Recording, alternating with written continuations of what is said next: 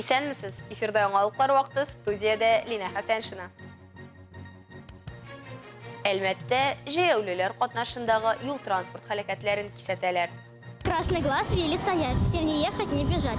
Говорит всем желтый глаз, будь внимателен сейчас. А зеленый говорит, будь уверен, путь открыт. Авыл телне һәм милләтне яшәтә. Барсы да катнаша, әлхәмдүлилләх. Ознакайда шахмат сөюче гаиләләр ярыша. Минем белән уйнаган вакытта телефоннарын куеп торалар.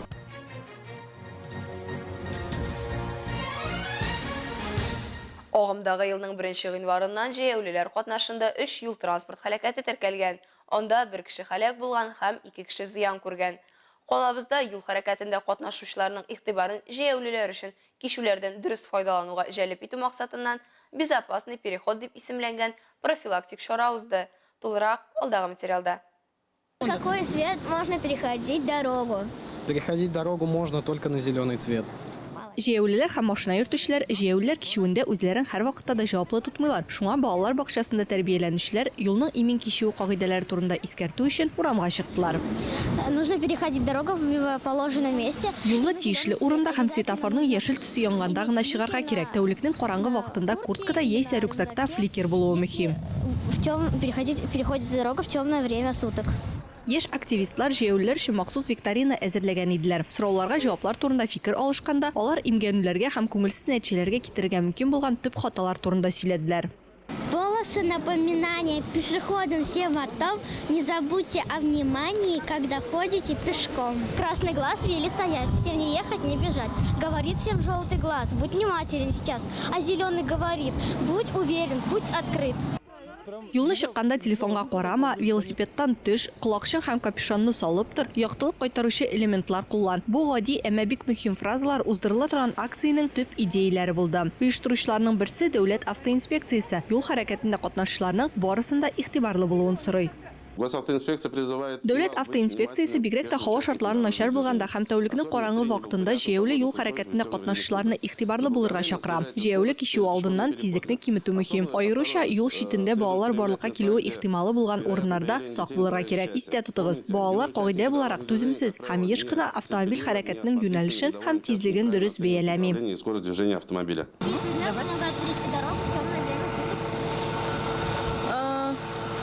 Светоотражающие элементы.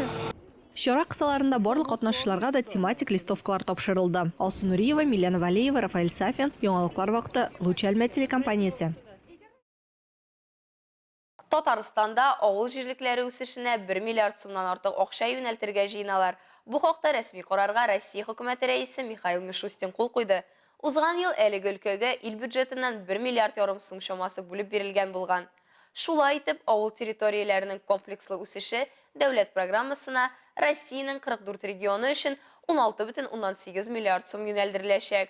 Хөкүмәттә бу акчаларны торак пункт яхшырту өчен бирелә торган социаль түләүләргә дә тотарга була дип аңлаттылар.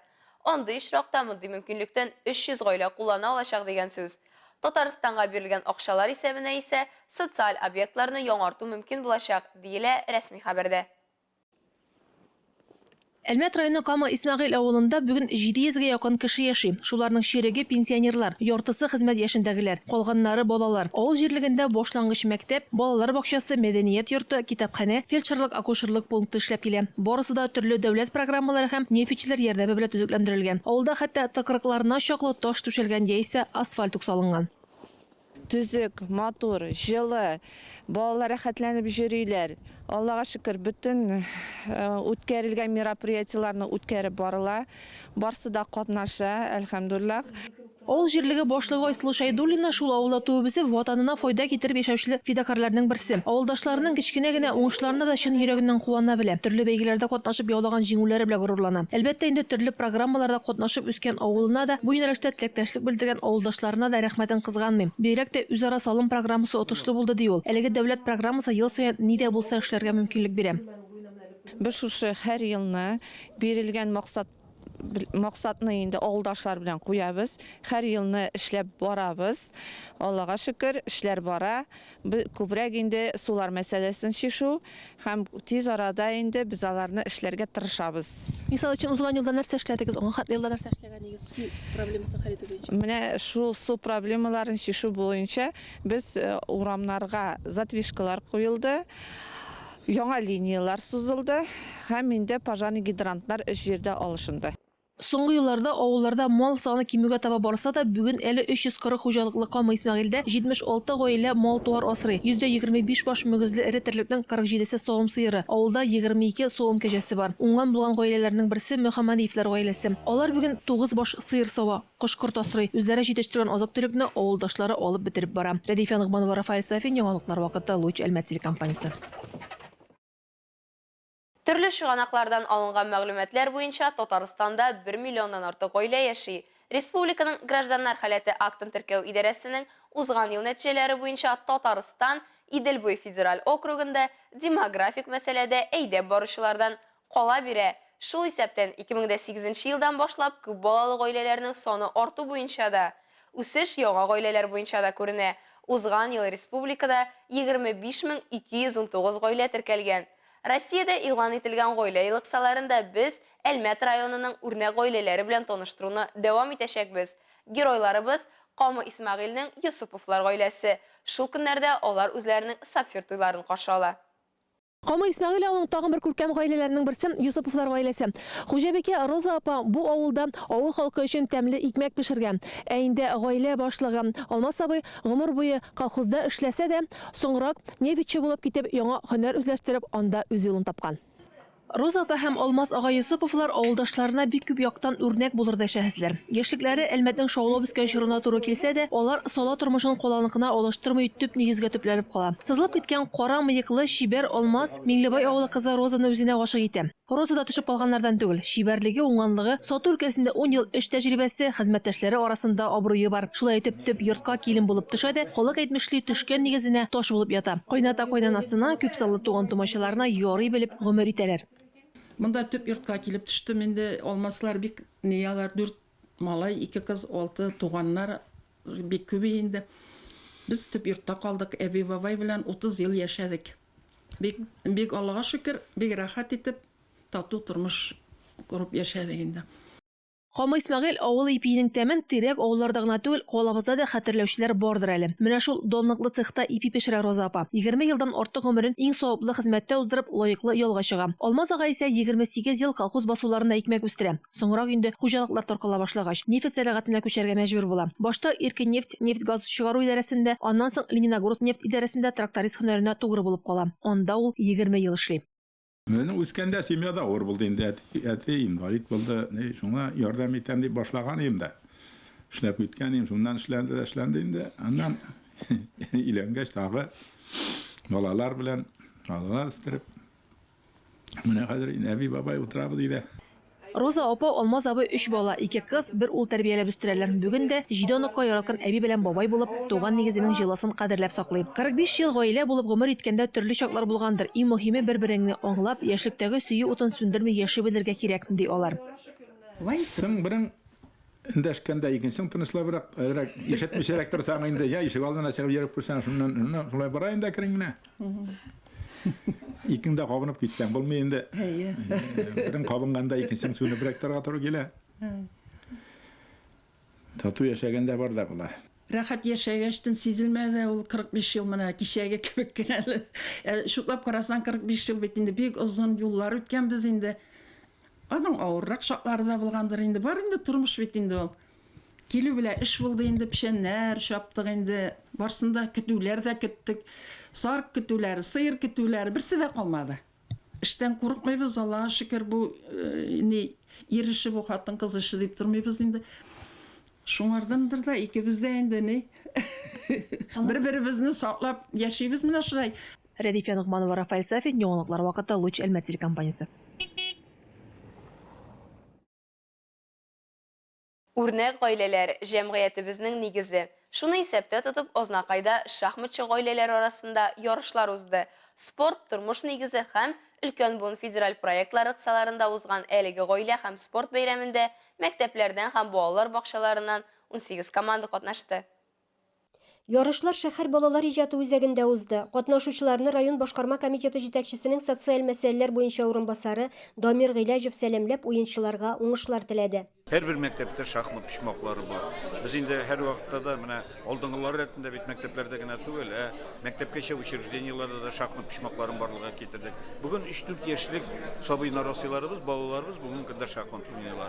Bu birinciden terbiye bulsa, ikinciden indi o balanın üsüşüne zor bir etergeç gibi eterge gerek. Шахмат уйнарга 3 яшьлек кичкенәләр дә, мәктәп укучылары, аларның әти-әниләре, 70-80 яшьлек әбиләр, бабайлар да килгән. Оныкларым мәктәпкә кергәннән соң аларны әзгенә телефоннан айырыр өчен генә башлаганым. Фигуралар гына сузыра беләм инде. Ул хәтле уйныйм дип әйтә алмыйм. Ну, во всяком случае, ой. Минем белән уйнаган вакытта телефоннарын куеп торалар, шунысы әйбәт.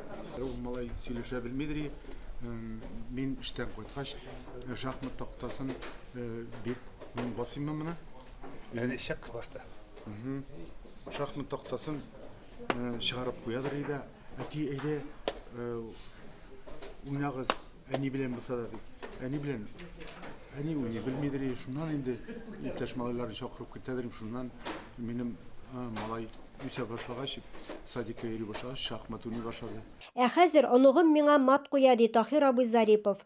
Буыннар бәйләнеше республика бәйгесенең муниципаль этабында җиңүчеләр алга таба төбәк ярышларында катнашачак. Илмира Шәрифуллина, Рөстәм Әкбаров, Яңалыклар вакыты, Луч, Әлмәт телекомпаниясе.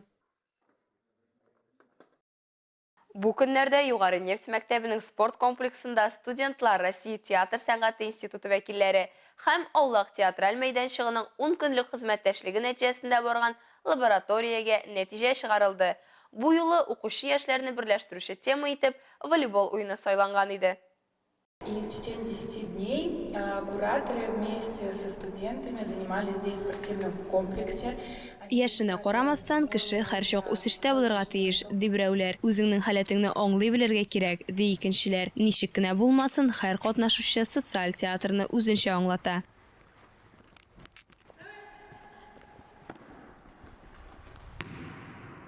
Мне спектакль понравилось. Миңа спектакль ошады. Укудан тыш мондый чараларда да катнашырга кирәк. Надо развивать себя. Я думаю, мы добились того, чего хотели. Минемчә, без теләгебезгә ирештек. Арганлыкка игътибар итә белергә кирәк. Нужно прорабатывать. Это нельзя откладывать на потом, потому что человек может перегореть.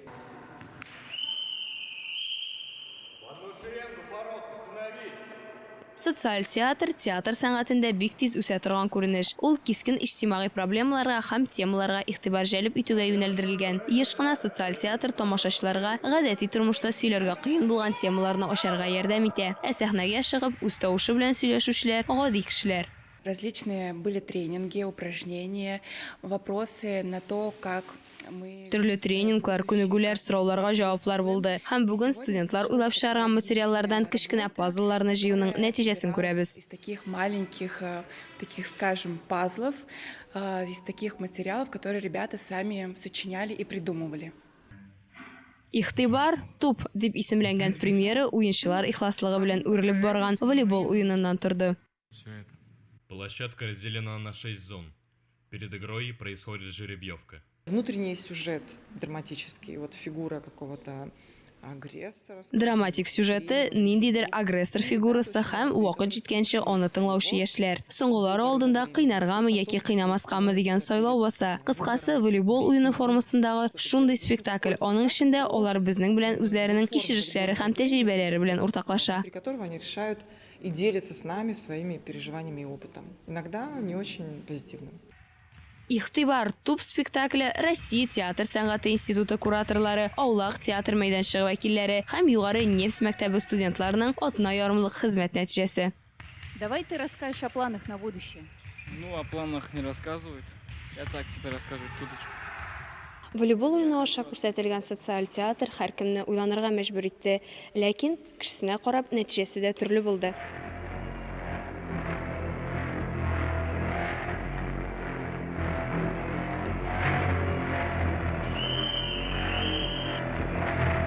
Безнең студентлар өчен бу бик яхшы опыт булгандыр дип саныйм. Әгәр дә шундый мотор спектакль килеп чыгыр дигән уй булса минем, мин үзем дә бу спектакльдә бу мастер-класста дип әйтим инде обязательно катнашыр идем.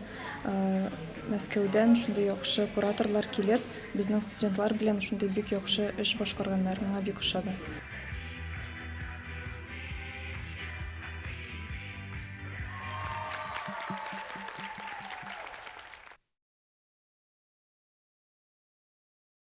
Спорт яңалыкларына.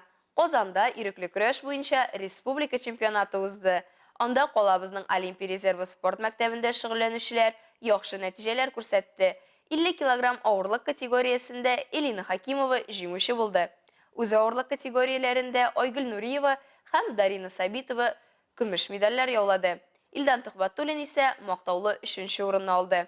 Тренерларда югары әзерлекләрен күрсәтте һәм Екатерина Зенькина, Илмира Нәфисуллина алтын медальләр яулады. Ольга Романова 2нче булды. Бу көннәрдә шулай ук 21 яшькә кадәрге юниорлар арасында грек-рим көрәше буенча Идел буе федераль округы беренчелеге тәмамланды. 2 февральдән 5-сенә кадәр башкалабыз Казанда 156 спортчы көрәште.